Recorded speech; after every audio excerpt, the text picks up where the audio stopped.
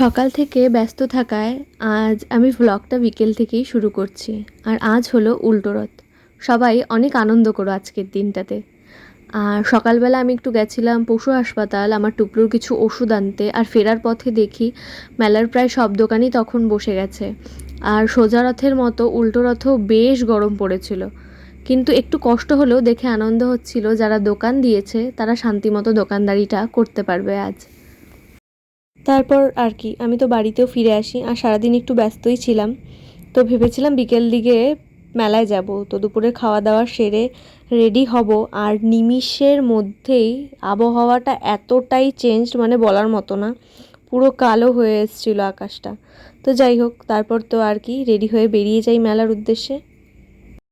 তো তারপর টোটোও ধরে নিই আমরা, আর আমি আর শাশুমা যাচ্ছিলাম মেলাতে।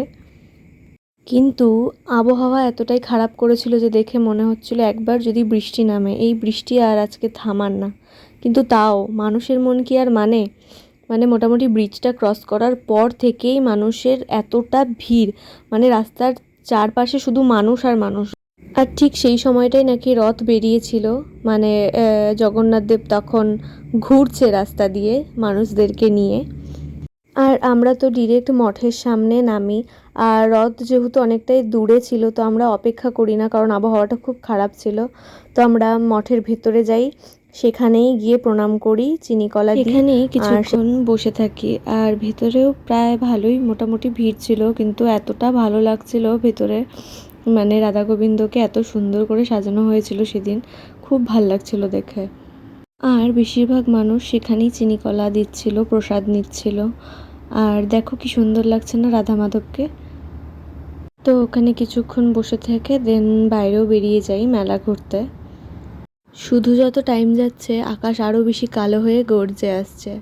তবে যাই হোক, এইবার এই মেলাতে এই যে কার্টুন শেপের যে বেলুনগুলো, এগুলো আমার খুব ভালো লেগেছে, বিশেষ করে এই ডলফিনগুলো।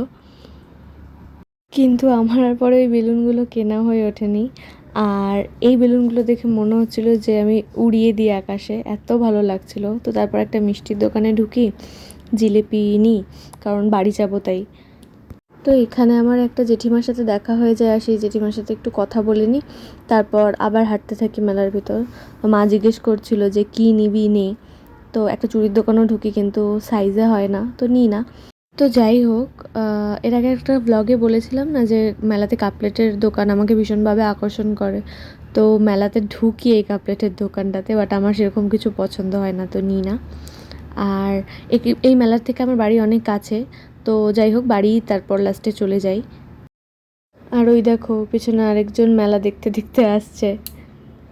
আর ঠিক যেটার ভয় পাচ্ছিলাম সেটাই, তখন দু এক ফোঁটা প্রায় বৃষ্টি শুরু হয়েছে। আর আমি তো বাড়িতে ঢুকে যাই, আর এই দেখো জেঠু বেলকনির থেকে আমাকে দেখছিল।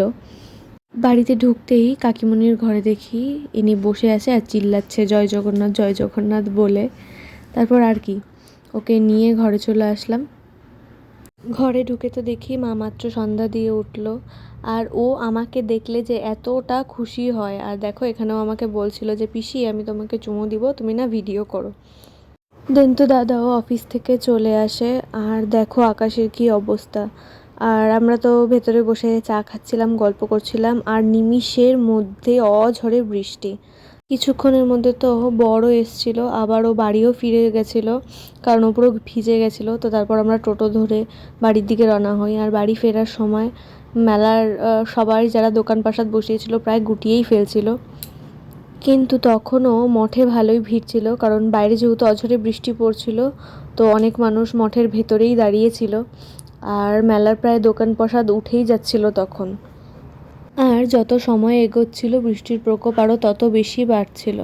কিন্তু সেই বৃষ্টিটাকে উপেক্ষা করে আমার মতো যারা পাগল পাবলিক ছিল ওখানে, তারা মাথায় ছাতা দিয়ে কাক ভেজা হয়েও মেলাটা ঘুরছিল। শুধু আমি সেদিন মেলাটা আর ঘুরতে পারিনি, কারণ প্রচুর বৃষ্টি হচ্ছিল আর আমিও ভিজে গেছিলাম। তো যাই হোক, তারপর আর কি বাড়িতে চলে আসি ভিজে ভিজে।